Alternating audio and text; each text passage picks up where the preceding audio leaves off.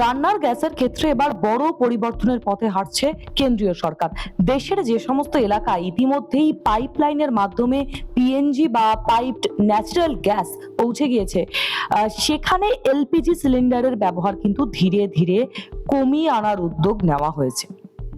আপনাদেরকে জানাবো যে সম্প্রতি পেট্রোলিয়াম ও প্রাকৃতিক গ্যাস মন্ত্রকের তরফে রাজ্য এবং কেন্দ্রীয় শাসিত অঞ্চলগুলিকে এই বিষয়ে কিন্তু ইতিমধ্যেই নির্দেশিকা পাঠানো হয়েছে। আর এর যে লক্ষ্য সেটা কিন্তু শুধুমাত্র এলপিজির উপরে চাপ কমানো নয়, দেশের গ্যাস সরবরাহের ব্যবস্থায় পাইপলাইন ভিত্তিক পরিষেবার ব্যবহার আরো বেশি করে যাতে বাড়ানো যায় সেই লক্ষ্যই কিন্তু নেওয়া হয়েছে। এই যে বিষয়টি আমি আপনাদের সঙ্গে আলোচনা করছি, সেই বিষয়টিতে এই সাধারণ গ্রাহকের জন্য ঠিক কি কি অর্থ বহন করছে সেটাই কিন্তু প্রথমে বুঝে নেওয়া দরকার, এবং সেটার জন্য আমি রয়েছি আপনাদের সঙ্গে অনুষ্কা।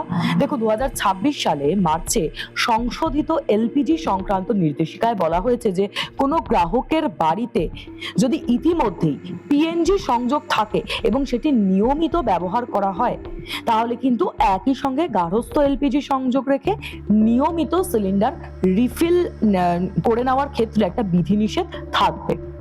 অর্থাৎ আরো ভালোভাবে যদি আমি আপনাদেরকে বলি যে একই বাড়িতে পিএনজি এবং গার্হস্থ্য এলপিজি দুই পরিষেবা পাশাপাশি চালিয়ে যাওয়ার সুযোগ কিন্তু সীমিত করা হচ্ছে। পেট্রোলিয়াম মন্ত্রকের 25শে মে 2026-এ একটা নির্দেশিকা জারি করা হয়েছিল। সেই নির্দেশিকায় কিন্তু নির্দিষ্টভাবে বলা হয়েছে যে পিএনজি সংযোগ নেওয়ার পর সর্বোচ্চ 30 দিনের মধ্যে এলপিজি সংযোগ স্থায়ীভাবে বন্ধ করতে হবে।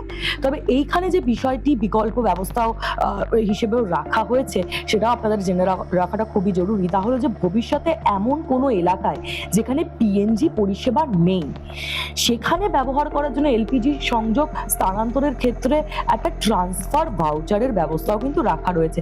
এই বিষয়ে আমি আগের ভিডিওতেও আমি আপনাদেরকে জানিয়েছিলাম যে ট্রান্সফার ভাউচারের বিষয়টি ঠিক কি। এই ক্ষেত্রে গ্রাহককে শুধু সংযোগ ছেড়ে দিতে বলা হচ্ছে না, নির্দিষ্ট পরিস্থিতিতে সেই সংযোগ অন্য জায়গায় ব্যবহারের ব্যবস্থাও কিন্তু রাখা রয়েছে। যদি আপনি আপনার বাড়ি চেঞ্জ করতে চান সেই ক্ষেত্রেও কিন্তু এটা খুব জরুরি। তবে এখানে যে বিষয়টি পরিষ্কার করে নেওয়াটা খুব প্রয়োজন, তাহলে যে কোনো এলাকায় পিএনজি পাইপলাইন পৌঁছে গেলেই সঙ্গে সঙ্গে বাড়ির এলপিজি সংযোগ কেটে দেওয়া হবে, বিষয়টা কিন্তু এরকম নয়। তাই জন্য আতঙ্কিত হওয়ার কিন্তু কোনো প্রয়োজন নেই। এই ক্ষেত্রে সরকারি নির্দেশিকায় বলা হয়েছে যে একটি নির্দিষ্ট প্রশাসনিক প্রক্রিয়ার কথা, যেখানে প্রথমে এমন গ্রাহকদের চিহ্নিত করা হবে যাদের এলাকায় পিএনজি পরিকাঠামো রয়েছে কিন্তু তারা এখনো পর্যন্ত এলপিজি ব্যবহার করছে। এরপরে সেই গ্রাহকদের ক্ষেত্রে পিএনজি পরিষেবা নেওয়ার বিষয়টি জানানো এবং সেক্ষেত্রে তাদেরকে আরো বেশি উৎসাহিত করার কথা বলা হয়েছে। প্রয়োজনীয় যে প্রসেসগুলো রয়েছে সেই প্রসেসগুলো শেষ হওয়ার পরে কিন্তু সংশ্লিষ্ট এলপিজি সংযোগ নিয়ে এর পরবর্তী যে সিদ্ধান্ত সেটা নেওয়া হবে।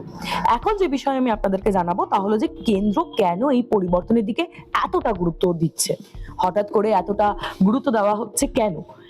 এর পিছনে রয়েছে ভারতের জ্বালানি সরবরাহ ব্যবস্থার উপর বাড়তে থাকা একটা চাপ। দেখুন, এলপিজির ক্ষেত্রে দেশের চাহিদার একটি বড় অংশ আমদানির মাধ্যমে পূরণ করতে হয়।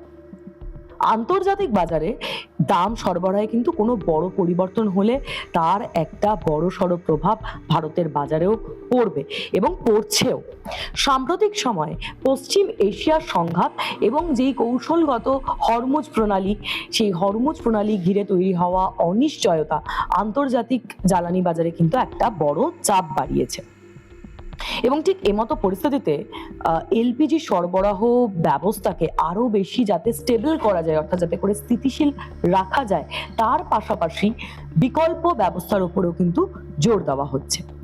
পিএনজি বা পাইপড ন্যাচারাল গ্যাসের ক্ষেত্রে গ্যাস সরাসরি পাইপলাইনের মাধ্যমে বাড়িতে পৌঁছে যায়। আশা করি এর মধ্যে অনেকেরই পাড়াতে বা এলাকাতে তাদের সেখানে এই প্রসেস শুরু হয়ে গিয়েছে। ফলে সিলিন্ডার বুক করা নয়, ডেলিভারির অপেক্ষা করা বা সিলিন্ডার সংরক্ষণের মতন বিষয় কিন্তু এক্ষেত্রে নেই। এটা একটা সুবিধার দিক। তবে পিএনজি ব্যবহারের জন্য অবশ্যই সংশ্লিষ্ট এলাকায় প্রয়োজনীয় পাইপলাইন এবং সিটি গ্যাস ডিস্ট্রিবিউশন বা সিজিডি নেটওয়ার্ক থাকতে হবে। ইতিমধ্যেই অনেক এলাকাতে এই কাজ শুরু হয়ে গিয়েছে, রাস্তাঘাট খোঁড়াও শুরু হয়ে গিয়েছে। আর ঠিক সেই কারণে কেন্দ্র এখন পরিকাঠামোগত দ্রুত বাড়ানোর উপরে একটা জোর দিচ্ছে। আর ঠিক এই পরিকাঠামো তৈরির কাজ দ্রুত করার জন্য 24শে March 2026 natural gas and petroleum products distribution order 2026 এটা জারি করা হয়েছে। আর এর উদ্দেশ্য হলো পাইপলাইন বসানোর সময় বিভিন্ন সরকারি অনুমোদন, রাস্তা কাটার অনুমতি এবং জমি সংক্রান্ত যে জটিলতা, সেই কারণে যাতে দেরি হয় সেক্ষেত্রে সেটা যাতে করে কমানো যায়। অর্থাৎ যেখানে গ্যাসের পাইপলাইন পৌঁছানোর কাজ আটকে রয়েছে, অনেক জায়গাতেই দেখবেন যেখানে কাজ শুরু হয়েছে কিন্তু বিশেষ কারণে হয়তো আটকে রয়েছে, সেখানে প্রশাসনিক সমন্বয়ের মাধ্যমে সেই কাজ যাতে করে দ্রুত শেষ করার চেষ্টা করা যায় সেটাই কিন্তু চেষ্টা করা হচ্ছে। আর এর সঙ্গে যুক্ত করা হয়েছে রাজ্য প্রশাসন, রাষ্ট্রায়ত্ত তেল বিপণন সংস্থা বা ওএমসি এবং সিটি গ্যাস ডিস্ট্রিবিউশন সংস্থাগুলোকে। জেলা স্তরে এই কাজের নজরদারির ব্যবস্থা করা হয়েছে, এর কথা কিন্তু বলা হয়েছে ইতিমধ্যেই। ফলে একটি এলাকায় পিএনজি পরিষেবা চালু হওয়ার কতজন, মানে এটা যখন চালু হবে তারপর কতজন গ্রাহক সেই সংযোগ নিলেন, কতজন এখনো এলপিজি ব্যবহার করছেন এবং এই ক্ষেত্রে গ্রাহকরা কিভাবে পিএনজি ব্যবস্থায় ফিরে আসবেন বা তাদেরকে আনানো যায়, এই বিষয়গুলো কিন্তু একটা পর্যবেক্ষণের মধ্যেই থাকবে বা রাখা হচ্ছে।